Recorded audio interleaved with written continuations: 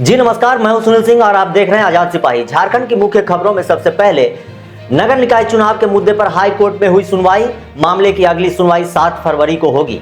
भाजपा प्रदेश अध्यक्ष बाबूलाल मरांडी ने गठबंधन सरकार पर साधा निशाना, कहा बिना नियुक्ति किए 2 लाख से अधिक रिक्त पद गायब। उमाशंकर अकेला की कांग्रेस में वापसी पर भाजपा ने कसा तंज। पेशा एक्ट के लिए शेड्यूल एरिया में शुरू होगी हमारी परंपरा, हमारी विरासत अभियान। दुमका के शुभम और रीना को प्रधानमंत्री नरेंद्र मोदी करेंगे सम्मानित। भाजपा के संविधान गौरव अभियान की संगोष्ठी में पूर्व मुख्यमंत्री अर्जुन मुंडा ने कहा कि कांग्रेस पार्टी ने भारत में फुल डेमोक्रेसी कभी लागू होने नहीं दिया। जेकेएलएम नेता दीपक महतो ने अपने समर्थकों के साथ की आजसू में घर वापसी। सुदेश महतो ने कहा कि हम पूरी तरह से एकजुट हैं। अब खबरें विस्तार से। चुनाव आयोग ने झारखंड में नगर निकाय चुनाव कराने के लिए पुराने वोटर लिस्ट का इस्तेमाल करने को कहा है। आयोग की तरफ से झारखंड हाई कोर्ट में शुक्रवार को दलील दी गई कि नवंबर 2024 में तैयार वोटर लिस्ट के आधार पर झारखंड में विधानसभा चुनाव कराए गए थे, इसलिए उस लिस्ट के आधार पर नगर निकाय चुनाव कराए जा सकते हैं। इस पर हाई कोर्ट ने चुनाव आयोग से सभी तथ्यों को जोड़ते हुए एक हल्फनामा दाखिल करने का आदेश दिया।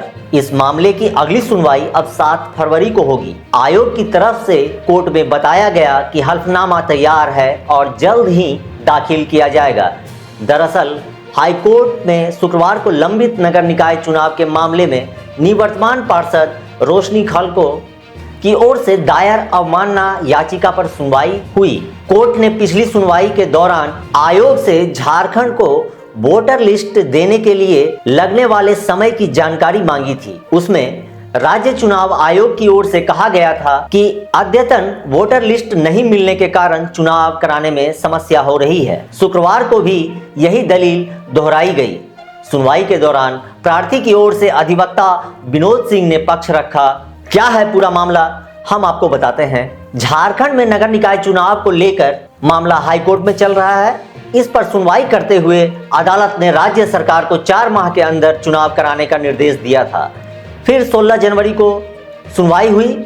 इस पर सुनवाई करते हुए अदालत ने राज्य सरकार को 4 माह के अंदर चुनाव कराने का निर्देश दिया था। फिर 16 जनवरी को हुई सुनवाई के दौरान जस्टिस आनंद सेन की अदालत ने एक बार फिर सरकार की ओर से नगर निकाय चुनाव को लेकर चल रही तैयारियों की जानकारी दी गई थी।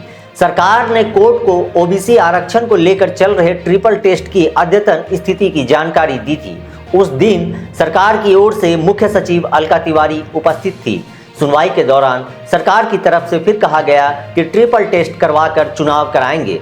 इस पर असहमति जताते हुए कोर्ट ने सरकार को तुरंत चुनाव प्रक्रिया को पूरा करने का आदेश दिया था। कोर्ट ने कहा कि कई स्थानों पर पिछले 5 वर्षों से चुनाव नहीं हुआ है। यह बहुत ही गंभीर विषय है। हाई कोर्ट के कड़े रुख को देखते हुए राज्य सरकार ने 4 माह में चुनाव कराने की बात कही थी। आपको बता दें कि झारखंड में कुल 49 नगर निकाय हैं। इनमें 9 नगर निगम, 21 नगर परिषद और 19 नगर पंचायत शामिल हैं। भाजपा प्रदेश अध्यक्ष बाबूलाल मरांडी ने एक बार फिर राज्य सरकार पर हमला बोला है। उन्होंने सरकार पर तंज कसते हुए कहा कि झारखंड में एक अनोखा घोटाला सामने आया है। उन्होंने कहा कि ने सरकारी विभागों के रिक्त पदों की संख्या में बड़ा घोटाला कर दिया है। बाबूलाल मरांडी ने अपने सोशल मीडिया हैंडल पर पोस्ट करते हुए कहा कि पिछले 2 साल में रिक्त पदों की संख्या 4.66 लाख से घटकर महज 1.56 लाख रह गई है। यानी बिना कोई परीक्षा कराए राज्य सरकार युवाओं की 2,06,000 की नौकरी खा गई है। उन्होंने आगे कहा कि राज्य सरकार बेरोजगार युवाओं को नौकरी देने के प्रति कितनी गंभीर है, उसका अंदाजा इसी बात से लगाया जा सकता है। बिना नियुक्ति दिए ही 2 लाख से अधिक रिक्त पद गायब हो गए। उन्होंने कहा कि इस अनूठे घोटाले का जवाब ना तो राज्य सरकार के पास है, ना तो अधिकारियों के पास। उन्होंने कहा कि राज्य सरकार इस तरह झारखंड के युवाओं के भविष्य के साथ ना खेलें। उमाशंकर अकेला के कांग्रेस में फिर से शामिल होने पर भाजपा ने तंज कसा है। कहा कि कांग्रेस प्रभारी और प्रदेश अध्यक्ष बताएं कि उमाशंकर अकेला को वापस लेने में क्या डील हुई है। भाजपा के प्रदेश प्रवक्ता प्रतुल सहदेव ने कहा कि कांग्रेस के प्रभारी अब्दुल गनी मीर और कांग्रेस के प्रदेश अध्यक्ष केशव महतो कमलेश को स्पष्ट करना चाहिए कि उमाशंकर अकेला को वापस लेने में क्या डील हुई है।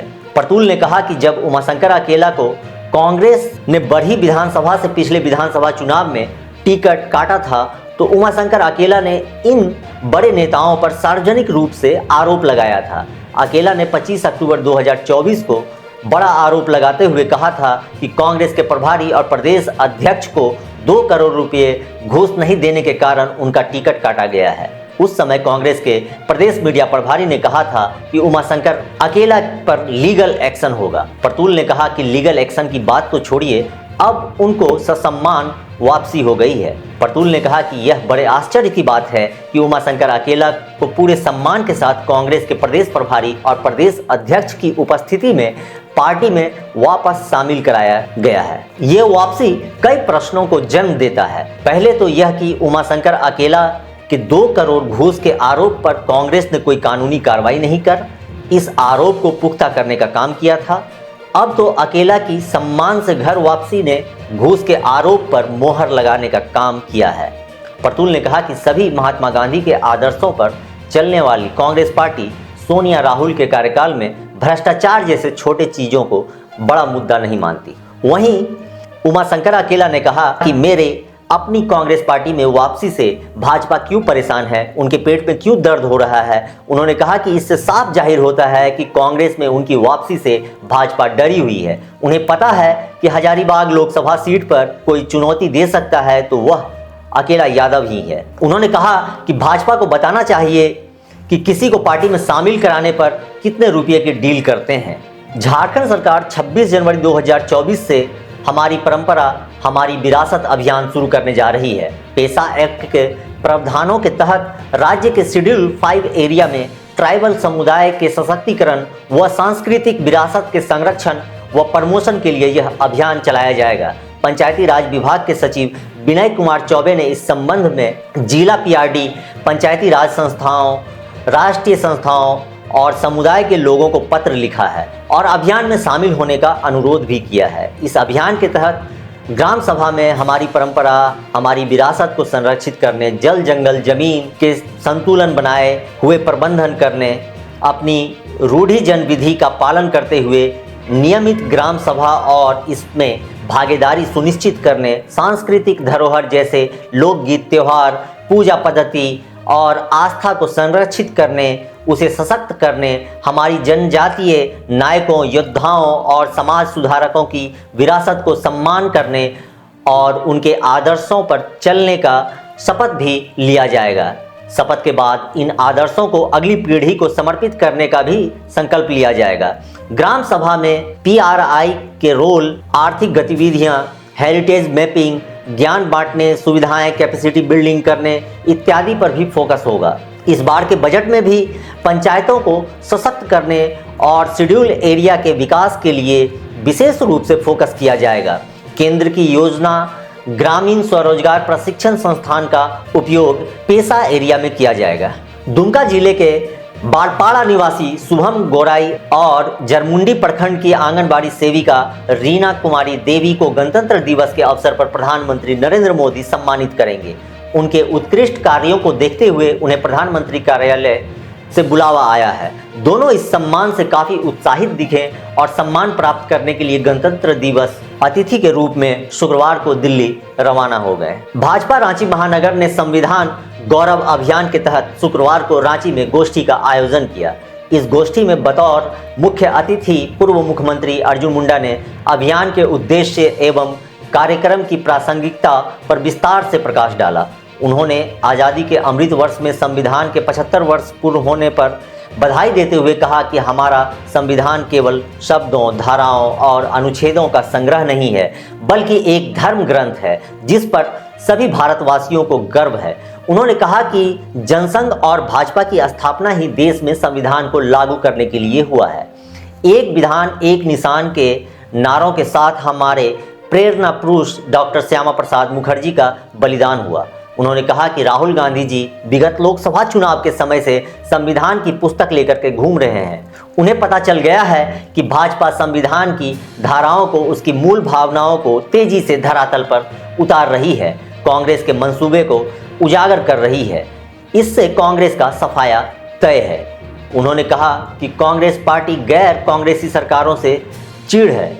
आज देश की सत्ता से विभिन्न राज्यों में हार रहे हैं, फिर भी वे 1952 वाला अधिकार चाहते हैं। उन्होंने कहा कि डॉक्टर श्यामा प्रसाद मुखर्जी की सोच को ही 2019 में दोबारा सरकार बनते ही प्रधानमंत्री नरेंद्र मोदी ने धारा 370 को समाप्त कर जमीन पर उतारा। आजसू पार्टी के केंद्रीय अध्यक्ष सुदेश कुमार महतो के नेतृत्व में शुक्रवार को JKLM के पूर्व महासचिव दीपक महतो ने पार्टी में वापसी की है। उनके साथ उज्जवल महतो, उत्कर्ष महतो, शशि भूषण भगत, सोम कुमार, अनिल खेरवार, बिरसा बाड़ा, S मनोहर खलको सहित अन्य प्रमुख नेताओं ने भी पार्टी का दामन थामा। इस पर केंद्रीय अध्यक्ष सुदेश महतो ने कहा कि हम पूरी तरह से एकजुट हैं और झारखंड के विकास एवं सामाजिक न्याय के लिए कृत संकल्पित हैं। हमारा हर कदम राज्य के समग्र हित में होगा। संगठनात्मक दृढ़ता भविष्य की रणनीतियों के निर्धारण को लेकर 27 जनवरी को धनबाद के भटिंडा वाटरफॉल में आजसू पार्टी की केंद्रीय सभा की वार्षिक बैठक आयोजित की जाएगी। फिलहाल इतना ही। आप हमें दीजिए इजाजत। धन्यवाद।